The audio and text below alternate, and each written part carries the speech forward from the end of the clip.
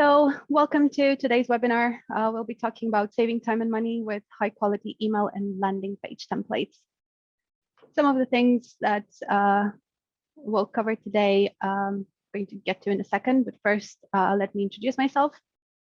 My name is Maddie. I am a marketing automation consultant with JTF Marketing, and I'm also a certified Marketo Engage expert. Our focus today is going to be on the following features, looking at what kind of template features you should prioritize, some of the common problems that we've seen in poor templates and are causing issues in busy teams. We'll go through a demo of what different template modules can do within emails. We're going to look at the use of tokenization for faster and better builds, ways in which you can measure responsivity across different clients and devices, and how heat mapping can take your reporting to the next level. Before we begin, though, here's a little bit more about JTF Marketing. We've been around now for over 5 years, having been started by our founder and CEO, James Fletcher. All our consultants are at least Marketo certified experts, with our senior members being certified Marketo solutions architects. We operate in a variety of industries. You can see here we're working with people from financial services, education, technology. And some of our use cases you can see here, but some of our specialties include technical implementation. So that's taking things like full Marketo implementation, marketing operations such as on-call BAU to help people with their automation delivery. We're super good at marketing automation strategy, so providing you with strategic support to those problem areas and finding solution to re-engage with your audiences. And we also have, we also deliver Marketo Engage training. It's online, self-paced, with resources that can help you achieve certification as well. Our culture at JTF is, if there is a way, we'll find it. So whether that's with in-house solutions or working with our partners to deliver solutions for our clients to deliver on time and on brief. So what are some of the problems that are caused by templates? From our experience, we've seen a lot of problematic areas experienced by our customers when dealing with templates. Deliverability and compatibility issues, not being able to reach particular email clients, losing time, hacking through code, so just spending hours getting call to action buttons aligned or changing a color on a line. The rendering in browsers isn't consistent. Particularly Outlook is a bear bug for many of our clients when email just don't look the same as when you build it in Marketo. Emails just don't look the way you want them to.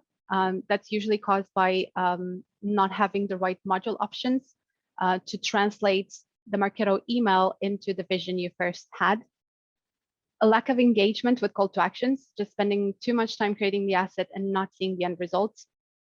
And high unsubscribe rates, because nobody likes seeing their customer database dwindle because people just unsubscribe from them.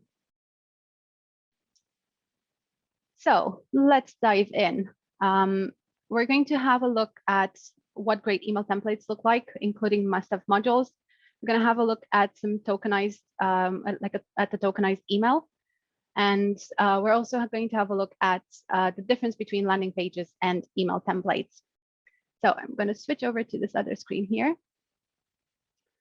So let's have a look at a quick email template that we recently built for one of our clients. We have a hero module here with the headline copy text, some body, and a call to action. One of the great things about this is that you can adjust a lot of things in here, particularly with the call to action. We've seen a lot of clients asking how they can repurpose a module rather than having a million different modules, being able to adjust whether there is a call to action or not, or where the call to action is positioned. And with this module, you can see here we have some local variables. And by just clicking on this button on show call to action or not, you can see that the call to action will disappear. in a second because Marketo is really slow, as you probably all know. So now you can see that it's disappeared. We can also adjust information about the call to action, how big it should be, what the color is, where it's aligned. And I think one of the really cool features that we've included in this particular template is mobile call to action, because sometimes, regardless of what it looks like on your desktop, sometimes mobile alignment just isn't the same. So this allows us to specify exactly where a call to action should be when someone opens it from email. So for example, we can adjust here the bottom space. It's now set to 20. So the difference between these two modules is kind of the same, but let's say we want to have a bit more space. So I'm just going to put it to 50, and that's going to update in a second.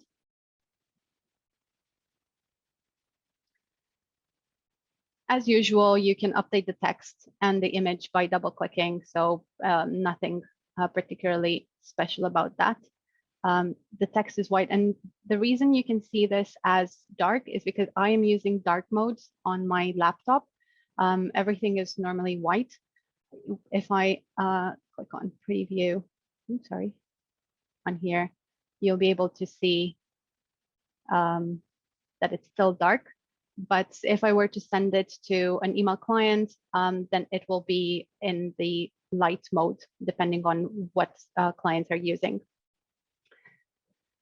Another cool module that we've included in here is this something that's called a breadcrumb module.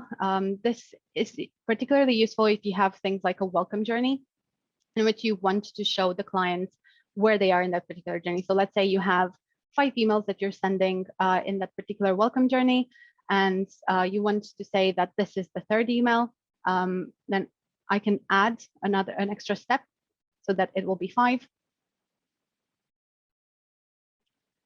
And then I can untick number 3 to say that 2 were completed. This is the 3rd in the series.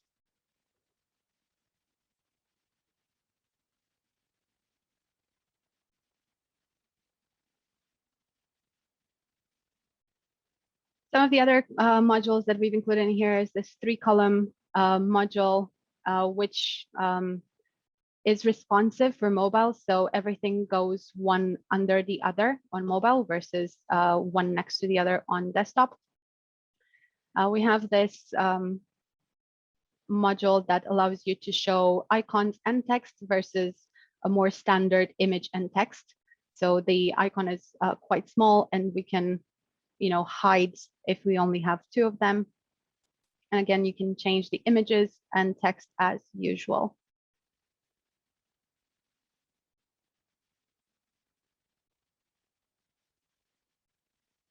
Something else that we really like and a lot of clients have asked for because of the change in delivering virtual events versus your in-person events is this counter that allows you to tell people exactly how long it takes until your event will be taking place.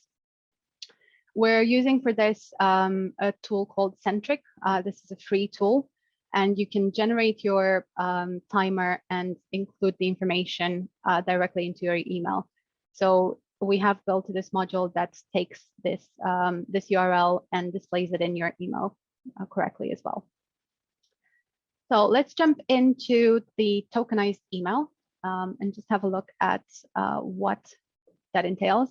You'll see this looks crazy and over the top, but what it does is allow you to easily replicate and test an email. So you can see I have a lot of my tokens. I'm using a tokenized from name, email address. I have an event name token, event city. I've tokenized absolutely everything I could in this email to make it easy for me to replicate if I'm going to have a similar event happening in a short period of time. So what it allows me to do is to just clone this email and not actually have to go in it. And I'll show you in a second. This is what it looks like in my editor. If I go to preview, you'll now be able to see that actually I have an image in a token in here that I was using. My event city and my event name. My dates are populated correctly. I have the test headline, and I also have the speaker information in here that's easily editable. So if I show you how that works, at the program level, I have some My Tokens set up, and you can see here I have all the information that I can change. So let's say I want my events. I know that this new event is going to be in November, and it's going to be more boring, and it's going to be in Milton Keynes. So I've updated my tokens, and now I can go back to edit it so that it refreshes. And you can see now this is updated. It's in Milton Keynes, and the date is November 17th rather than October. So this makes it super easy for you to replicate event programs, email programs, anything that you're using, to not have to go and edit each individual thing on the page. You just go once at the program level, and it makes it super easy for you and quick to build new programs. Let's have a look at some landing page templates that we've recently built. You'll see that the main difference is that whereas with email programs, you're able to drag and drop modules from here. So you can just literally drag and drop, and you can have as many modules as you want on the email. With landing pages, it's not quite the same. You're limited to whatever was built into your landing page template. So we have a few options for sections with title and text and buttons. We have a 3-column module. We have a form section, a call-out section, and a social media section. You can edit each of these, and you can see when I hover over things, things become orange on the side. You can either double-click on the text to edit, or you can do it from this section as well. You can double click on the element section, but some of the things we have variables for. So for example, this web page title here, you can see it's in here. So if I wanted to change it, I'm not going to go back and change my caps lock because it's going to take too long, but you can see it updates everything directly. The really cool thing about it is that you don't have to have the landing page template exactly as it is. You can show and hide sections of the landing page as you have the need for them. So for example, I want to hide the first call to action because I don't actually need a call to action there. I just need a section and a title and the text. It would be good if it worked quicker, because I am not a very patient woman.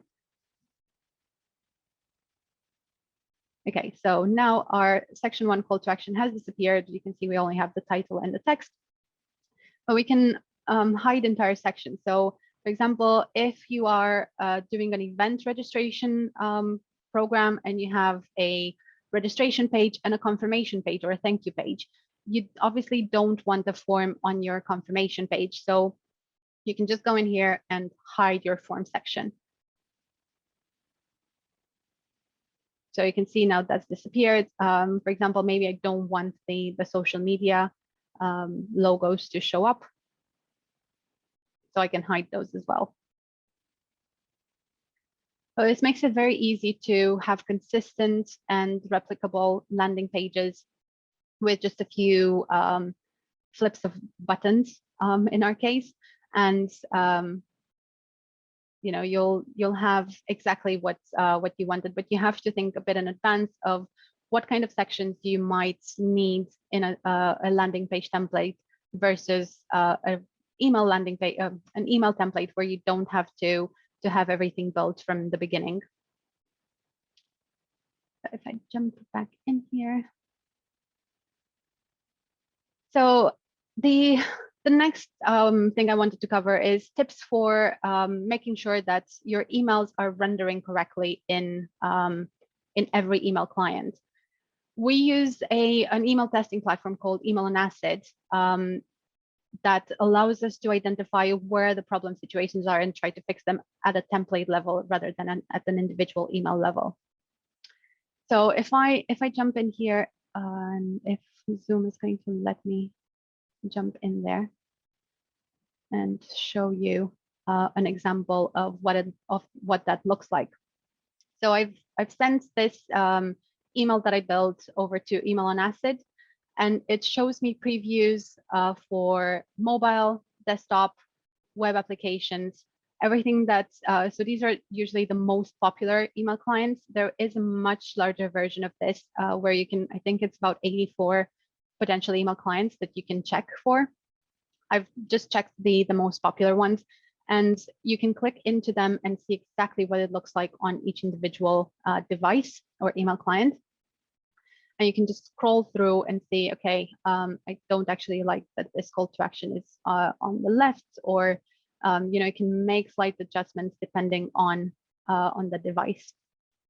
And if I go back and look at one of these ones, so Office 365 is usually, we know it's usually a potential problem. So we can see that the call to action is here on the left. So everything looks like it's right. But you have the option of checking everything very thoroughly to make sure that all your clients are going to receive the emails that you wanted to send and not the email that their email platform decided to show them.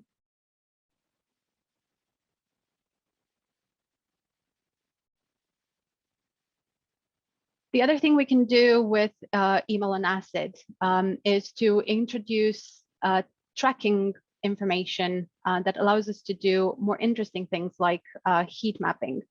And I'm going to show you, jump in here on the heat mapping. So what this does is allows you to look, have a visual representation of where people are clicking. So you can see in here, the middle link seems to be the one that's been most clicked on.